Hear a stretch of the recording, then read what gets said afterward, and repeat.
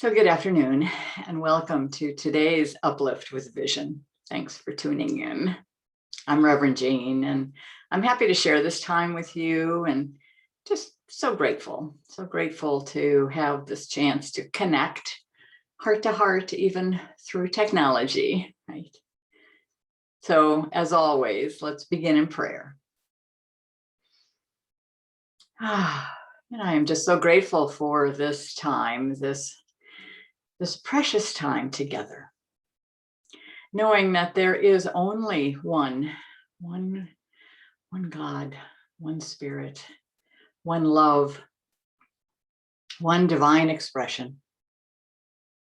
And I know that we are each a part of that, as I am, just as everyone is. And so I know that the divine moves with grace and ease through this day in our lives. For I know that we are in partnership with Spirit, always and everywhere. And so I claim this time as good and very good, for there is nothing missing, nothing lacking. All is in divine right order and in the perfect expression. I declare it so. I know it is good, and so it is.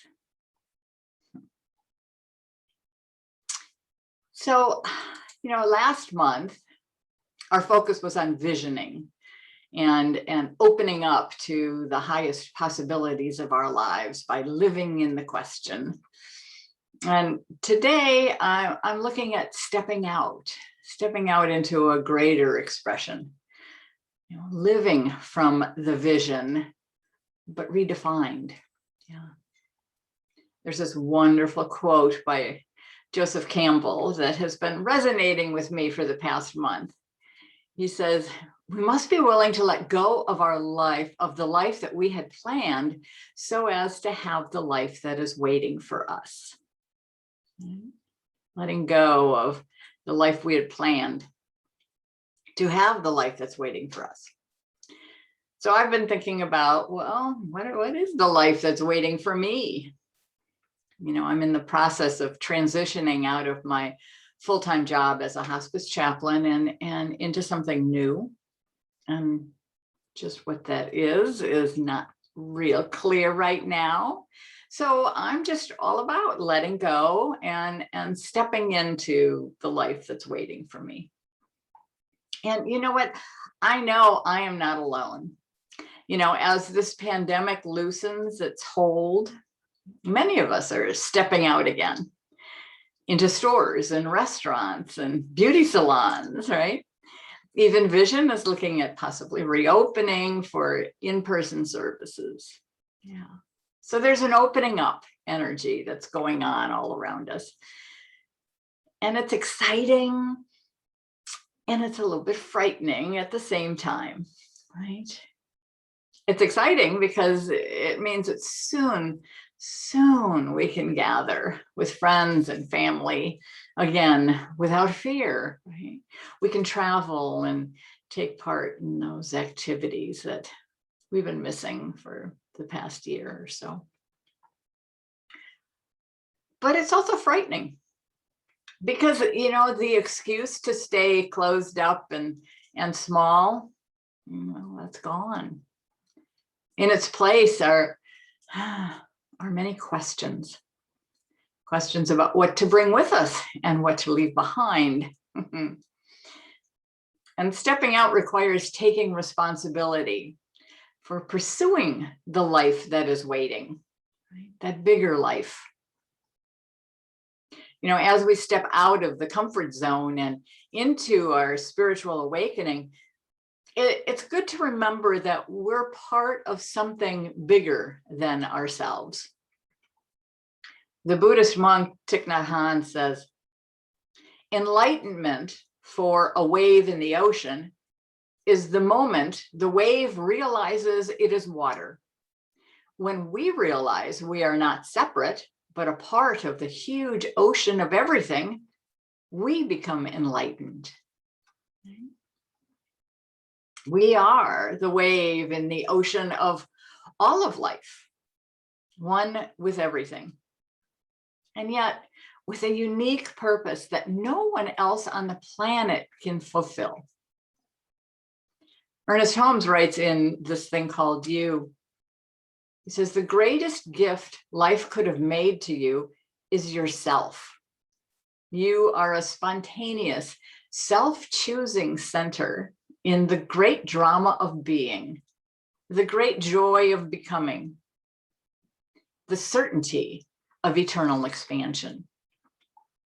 Right? Where the greatest gift that life could have made is ourselves, right? Our soul is continually calling us to be brave, to step out into that greater self, to act as that spontaneous self-choosing center, and to live the truth of eternal expansion. You know, if we choose to ignore our purpose, to live small, not only are we missing out, missing the great joy of becoming, but so is the world. You know, Marianne Williamson reminds us, each of us is a unique part to play in the healing of the world. Each of us has a unique part to play in the healing of the world. So the question is, what is your unique part? And how do you find it? You know, the best question that I know has two elements: be curious, be brave. First, curiosity. What is something that you've always wondered about, something you've felt drawn to or were fascinated by? Maybe a topic you've wanted to explore deeper or learn more about.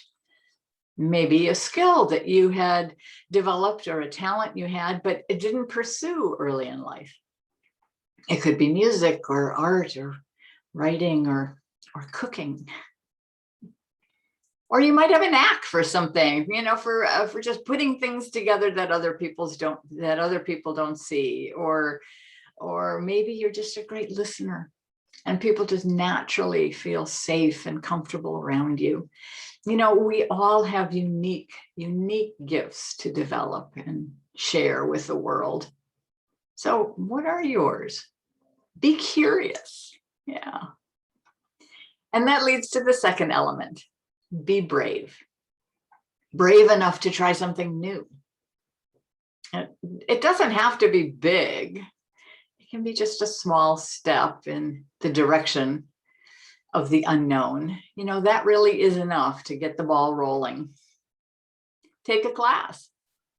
For instance, I just signed up for a course in lucid dreaming just because I've always been fascinated by my unconscious, and I always want to learn more about the workings of creativity and inner wisdom.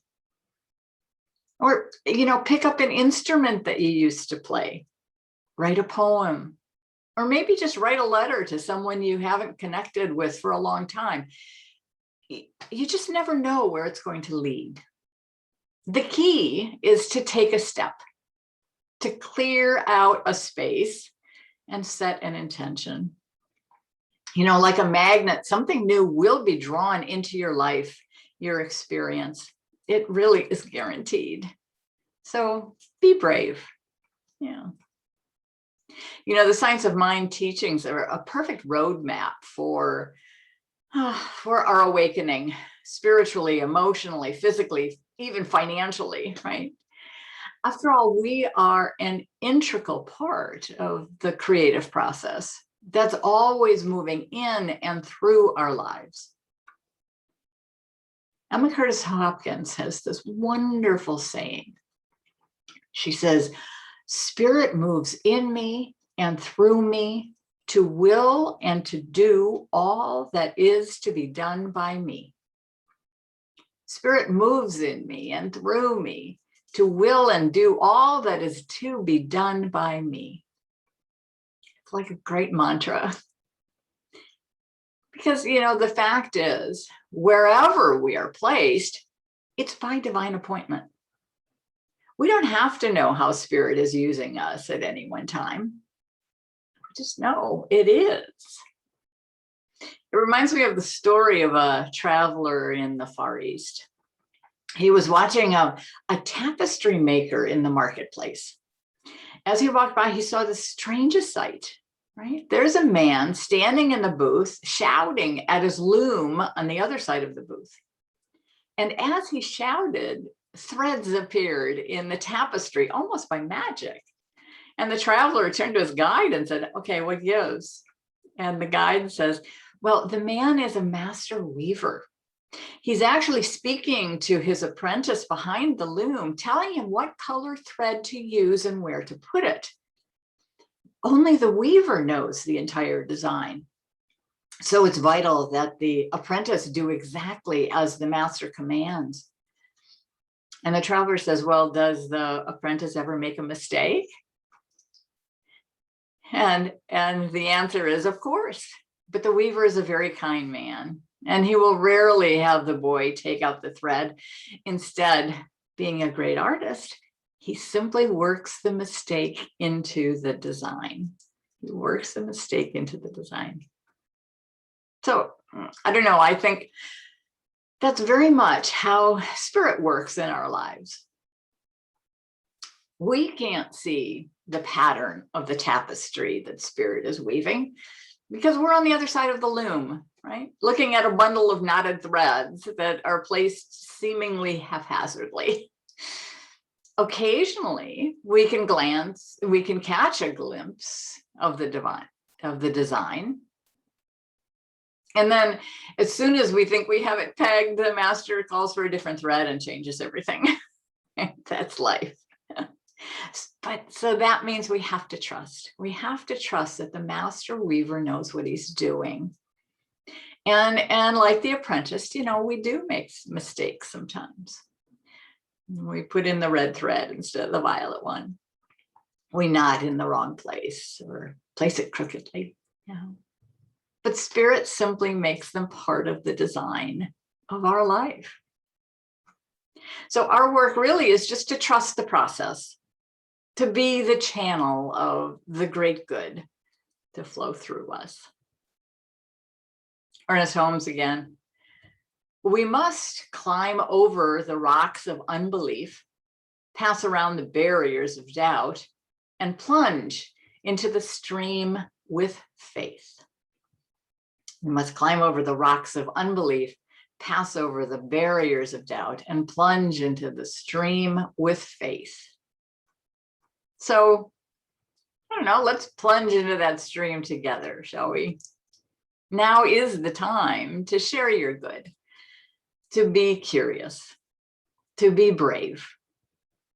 The world needs each of us to step out of our comfort zones and to step up into who we have come here to be. Remember, you have a place no one else can fill. No one, only you.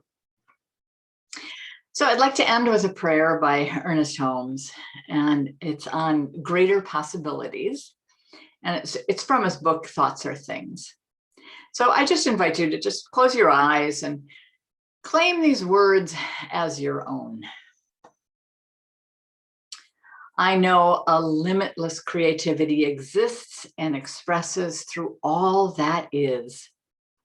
It is always seeking a greater, fuller channel of expression through me and all of life. I recognize it exists and accept its action in my life. I now lift my whole thought to the inflow of the divine strength and infinite wisdom. I know that I am in a silent partnership with God today, tomorrow, and every day. I accept the creative action and direction of the spirit within me. I know that new doorways are opened, that new opportunities for self-expression are now presenting themselves. New ideas are coming into my mind. I am meeting new situations. I expect to accomplish and achieve.